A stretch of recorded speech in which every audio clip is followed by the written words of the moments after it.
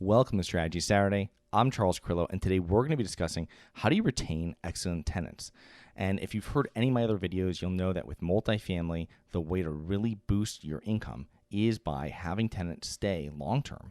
And the best way is to have tenants stay long-term that are excellent tenants. So how do we keep them? Well, number one is we need to screen the tenants correctly. You'll never have excellent tenants if you don't screen well. And I feel this is one of the biggest mistakes owners make when they're renting their apartments. And this is why if you bring on a third-party manager and they're doing the renting for you, you might find that you're getting better tenants. Why? Because they have metrics and they've taken away the emotion of it. They don't really, their number one priority isn't paying your mortgage, right? Number one priority is getting the apartment rented to someone that fits all of these different checks all these boxes that they've laid out for every tenant. And if it doesn't, then they're gone and they're off to the next tenant to review. So this is a pretty straightforward process. Create requirements that all tenants need to abide by when applying and do not deviate from them. For example, 3 times rent in monthly income, no felonies in the last X years, no pets, credit above Y, no evictions, etc. And if someone checks all these boxes, then they can move to the next phase or get approved for the apartment. And by just holding and having a set factors and requirements that every tenant goes through, you're going to really avoid having issues.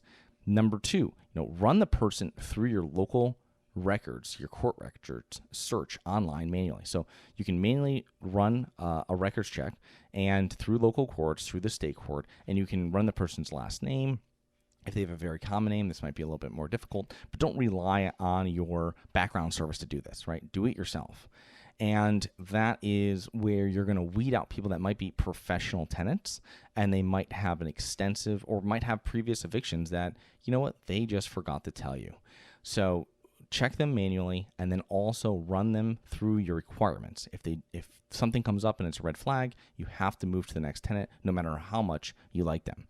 Next, provide good customer service and keep the property in good condition. And this is just really simple, but a lot of landlords and a lot of property managers just don't do this.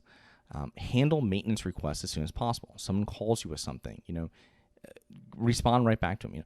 Address other issues as soon as possible.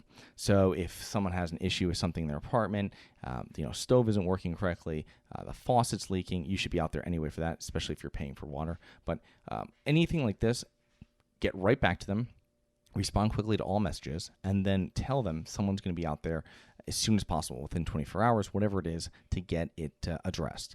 If there's other issues, like someone's parking in my spot, or other tenants are allowed, or whatever it might be, make sure that you're addressing that as soon as possible, even if you feel it's silly. I mean, you're going to get some people that are just high maintenance tenants, okay? But if you can address their issues, then if they are still requiring stuff that you feel is not your responsibility, then you need to have a talk with them, or you need to kind of train them and saying, listen, if you have an issue, we'll take care of it. This is not something, that we will handle. This is your apartment. And you have to have that talk with them as soon as possible. But when you have good tenants, you make sure you can keep them by responding to messages quickly, handling maintenance requests as soon as possible, and addressing any other issues as soon as possible. I've heard of some landlords reaching out to tenants to keep in touch with them. I personally do not like doing this, since if I was a tenant, my landlord called me and there was no issue, I probably wouldn't call him back, right? I don't want to be bothered. I'll pay my rent. If there's an issue, that's when I need you to act. And that's kind of how I act as a tenant.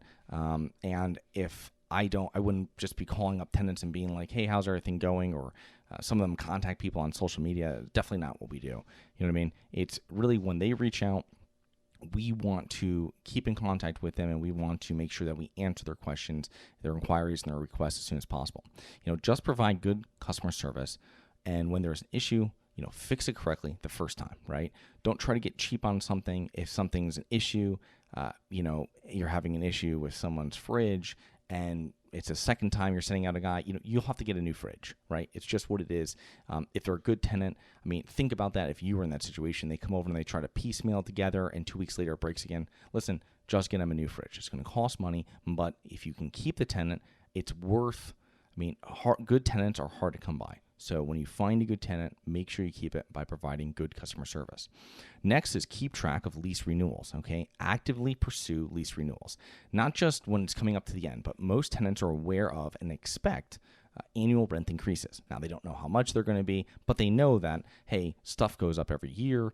And, when you're initially signing the lease with them, let them know you'll contact them about 60 days before the end of the lease to renew. Now, some landlords and managers will try to achieve full market rent on renewals.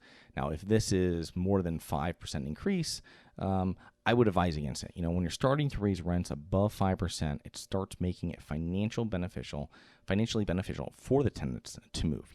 They might be getting 1 month free at the new complex that they might move to. So if you raise rent 10% and they get a free month, it is worth 2 months of rent for them to leave. A $50 U-Haul doesn't seem that bad of an investment.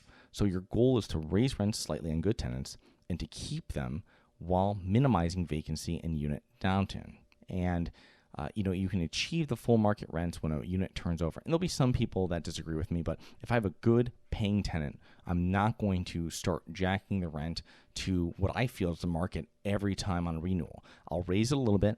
Maybe I'll raise it a little higher than how the market is increasing, but I'm not going to go all the way to market. I just want to, the main thing is that you're raising the rent every year.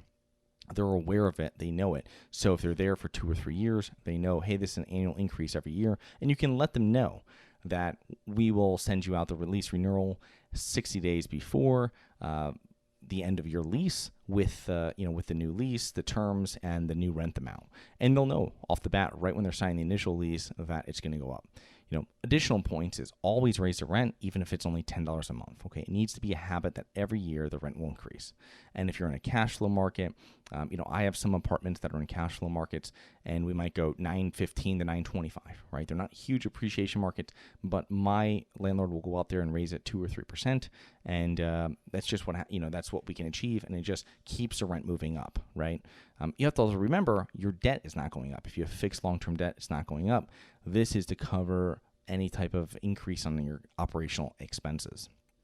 Don't sign 2-year leases. 1-year leases allow you to raise rents more often, thus keeping rents up with inflation and your market. Now, some states might also require witnesses on leases over 1 year. Just avoid it. I mean, really, the more often you're able to adjust the rent, the better you're going to be because you can raise it more often. Okay. Try and avoid tenants wanting to transition to month-to-month lease. If they insist and they are good tenants, I would raise the rent maybe 10 to 15% from the 12-month renewal lease amount, price. And make sure you require a 30-day plus notice because it'll allow you to prep for them to move out. Now, some people will say, no, it's only 12 months, and I understand that. But personally, I would rather have a good tenant for 18 months versus 12 months, especially if months 12 to 18, they paid 10 to 15% more. I mean, what could be better, right? They're going to leave anyway. You might as well get as many months out of them as possible, and you can minimize downturn on your unit, okay? So incentivize tenants with a program. I've read about this before, and they say, you can have a $50 or $75 renovate, like some sort of new something done to your apartment, right? A renovation or something new that's worth $50 to $75 every year if you stay and all this kind of stuff. I personally, if I was a tenant, it's one more thing. I had one more reward program I have to worry about. I wouldn't want to do it, right? Why don't you just not raise my rent, right, as much? That's my thinking with being a tenant, and I think that's what most tenants would want to do. So I don't do any type of incentive programs. When we were going through COVID, if people pay on time, stuff like that, we might have a raffle for like a Walmart card or something like this, and that's a little different. You could also do that during a regular time, but incentivize tenants with a program on a per unit basis. I mean, that's just going to be like really a mess to have to keep track of. One more thing your property managers are going to do. If your property manager brings it to you, and they have success with it and they can show you stats, and maybe I would move forward with it. But it's not something that we really focus on. I really focus on finding good tenants, providing good support with them, and customer service, and trying to retain them as long as possible for the length of their stay. Now, I would focus on making upgrades to units as required. And if a tenant asks for something to be changed or upgraded, if it's not that large of an upgrade or something, you need to change it, tell a tenant you'll do it upon lease renewal. Like, for example, I think I had one tenant once that wanted new blinds, right? And they weren't that expensive. And it was right after I purchased the property, and I know they're on a month-to-month or something like this. Be like, listen, like if you sign a new lease with us, because I know you're on month-to-month right now, sign a 12-month lease, and we'll go through and we'll change these blinds that you're talking about that are broken or whatever it is. And they did it, and it's something that, okay, now I got them on. It's a win-win, right? They get a 12-month lease. I get a little bit of a rent increase on them. I get them on a 12-month lease. These are all pros for me. And just them sending someone in there to put in some new blinds. They weren't really expensive blinds or anything like this, and a couple windows, whatever it was. Perfect, not a problem. So make sure it's a win-win, because they will, if you're always by the book on everything, you read some program or you went to some conference and they tell you how to do that. That's not how the real world works, right? If you want to make money as a landlord, especially when you're getting into C-class real estate, you have to kind of bend the rules a little bit and work with people to get paid and to keep good tenants, right? So I hope you enjoyed. Please remember to rate, review, subscribe, submit comments and potential show topics at globalinvestorspodcast.com. Look forward to 2 more episodes next week. See you then.